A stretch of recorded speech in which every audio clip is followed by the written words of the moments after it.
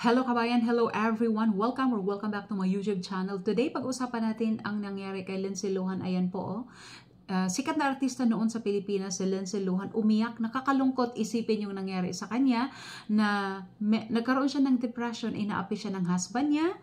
Ayan, umiiyak si Lindsay dahil masakit na naman talaga ang nangyari sa kanya at walang may gustong magkaroon ng ganong klaseng asawa. Biro mo, sa wedding pa lang, wedding day, pagkatapos ng wedding, naka-wedding gown pa siya, hindi pa nakabihis, dinala siya ng husband niya doon sa bangko para i-withdraw yung pera na pang regalo para sa wedding nila, para daw i-deposit doon sa account ng husband. Napakasigurista, di ba? Nakalalaki niyang tao, sa babae pa, sa wife niya, nanghingi na haligi siya ng tahanan, di ba?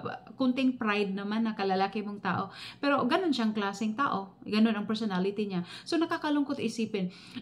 Napansin ko sa ugali ni Lindsay, masyadong humble, masyadong mabait. Huwag po tayong masyadong mabait. Kung kailangan sa sitwasyon na magbaldita ka. Pero kung hindi kailangan sa sitwasyon, huwag magmaldita. Kasi nakaka-stress po ang may kaaway.